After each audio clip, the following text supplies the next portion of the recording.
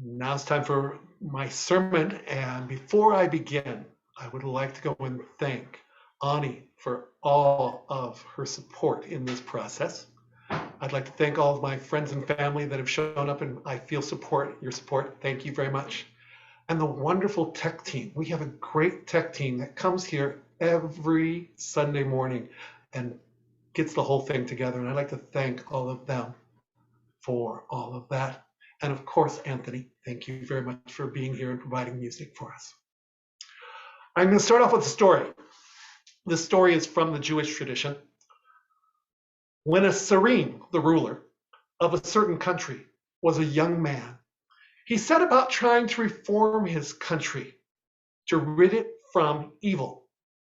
But when he reached the age of 30, he looked around and he realized that maybe he had been a little bit too ambitious. So instead, he decided that he would just focus on one province, one state, one part of his country. And so he went to work on that one part of his country. But after 10 years, when he was 40, he discovered that that province too was mired in evil. So he said, I've been too ambitious again. I think I'll just concentrate on my city, my one community. So he spent the next 10 years trying to rid his community of evil. But at age 50, he looked around and saw that his community too was still full of evil. And he thought to himself, well, maybe I'll just concentrate on my family. But then he looked around and he saw that his family had grown and they'd left. I understand. I should have started with myself. And so he spent the rest of his days trying to perfect his own soul. This is the first time that I have taken on the duties of giving a sermon. Be careful. You hang around this place long enough and it could happen to you. I started at Chalice because I was looking for a choir. And I found one here. It's been wonderful. I thought of being, at first I thought I would go and join one of the traditional mainline churches because I knew all that music. But I dreaded the questions about whether or not I believed the official dogma of the church. UU, a denomination that did not profess a dogma, seemed perfect. You have also had great music directors here at Chalice, and I've really enjoyed the music here. The next step was RE. I'm a retired elementary school teacher. And then committees. If you're involved in Unitarian Universalism for any length of time, you become involved with the committees that run this place. One of those committees was the worship committee. An expectation of being part of the worship committee is that from time to time, members will take Reverend Nika's place in the pulpit.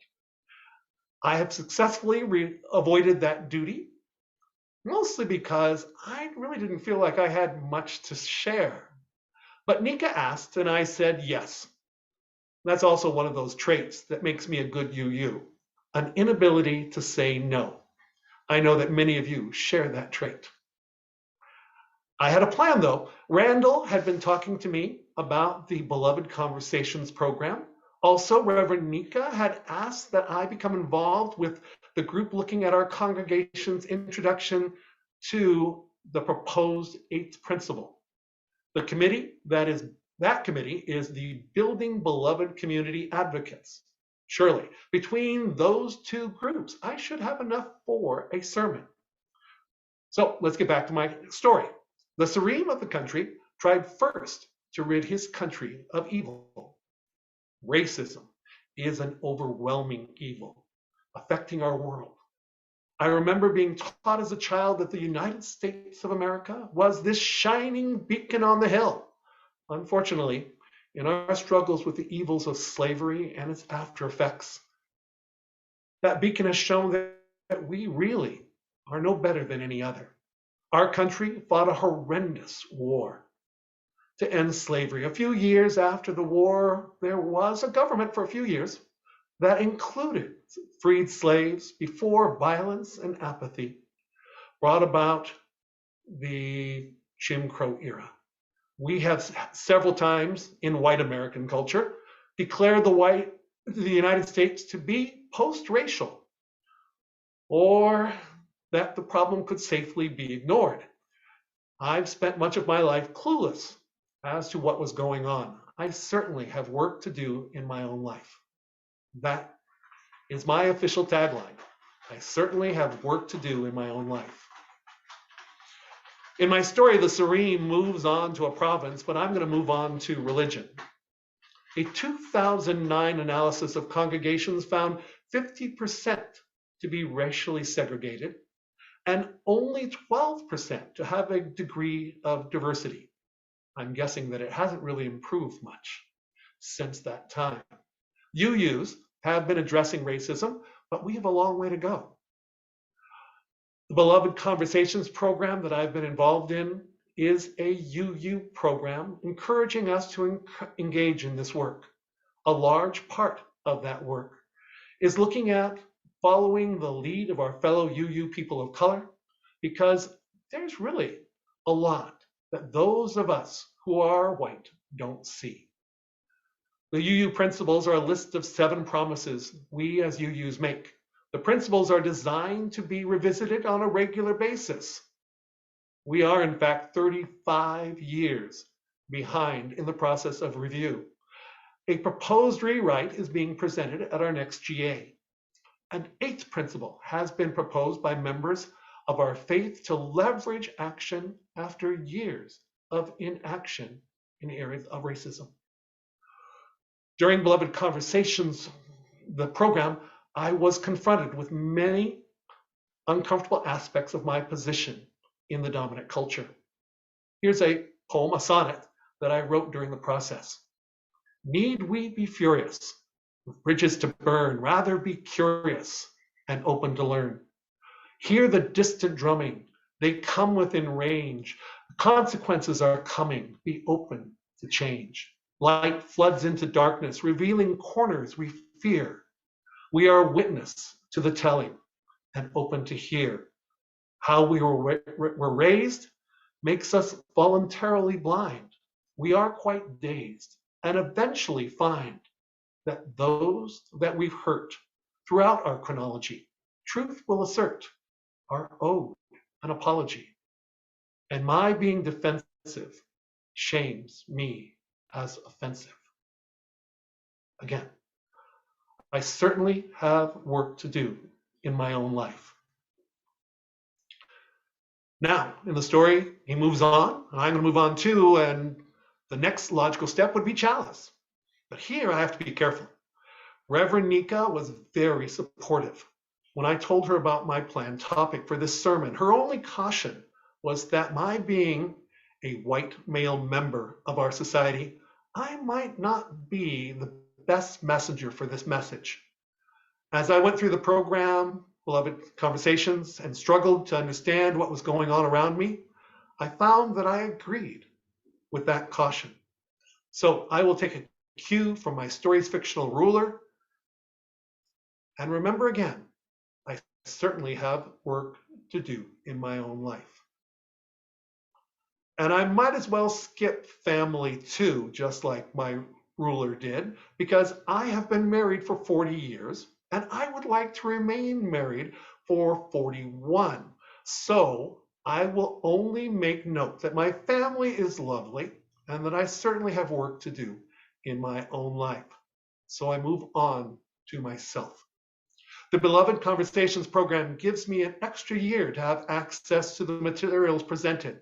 Why I believe that I would have time to be a good student given my profession during the holidays, I have no idea. There is lots there. And if I follow the internet trail of the links and the YouTube suggestions, I could easily create a new career for myself, just growing.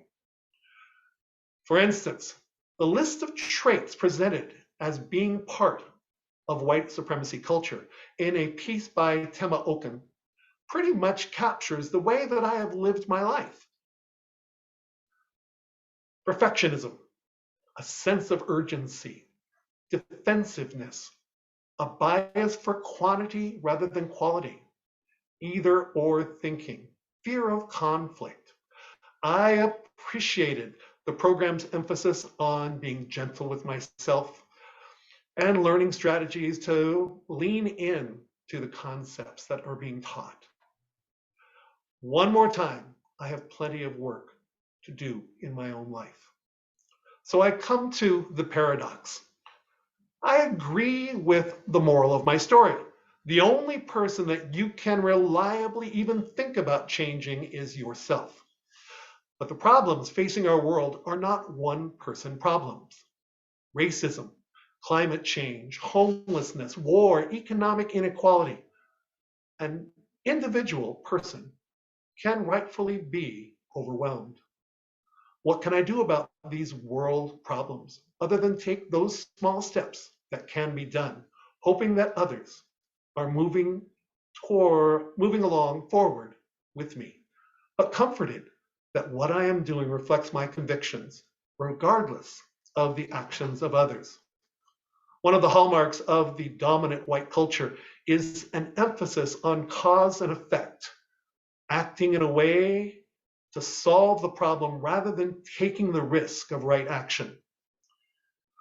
Being followers and letting people of color who are the ones closest to the effects of racism guide us towards its elimination, there is no guarantee that it will solve the problem, but I can be comforted by doing what I should be doing right now, in this moment that I have work to do in my own life. But right now, I am doing this. And right now, I am here doing this. I can look to my right and to my left and see that you also are doing the work too. These Zoom services are a good metaphor for this process. Zoom makes singing together almost impossible. When we were going to do this service in person, my plan was to go and perform or do the You Bop, a song that I wrote words to a while back. And you might remember my doing it a few years back. I was going to talk about the difference between in-person and Zoom. So let's just really real fast go and do this. And you might want to put yourself on gallery so that you can see everybody do it too. It's kind of fun. And you repeat after me. You go, and you lean into the left, and then you sing, and you lean into the left, and you lean it to the right, and you lean it to the right. I said a whoa, said a whoa, shoo-bida bop a doo wop, shoo-bida bop a doo wop. I said a whoa, said a whoa, doing the you bop, doing the you bop. And I had a whole bunch of different words that go along with our principles. But I've come up with a new one that deals with the 8th principle. Because on Zoom, I can't hear you. And I certainly don't know if you agree with the lyrics. All I can do is to lead the verse. That seems like the action that is best to do. You get to choose your own path. You can sing along or not. You can think about it. You can come up with your own words. But it goes like this. And there might be a principle 8, and there might be a principle 8. The intention would be great. The intention would be great. It's a risk we might take to see. It's a risk we might take to see.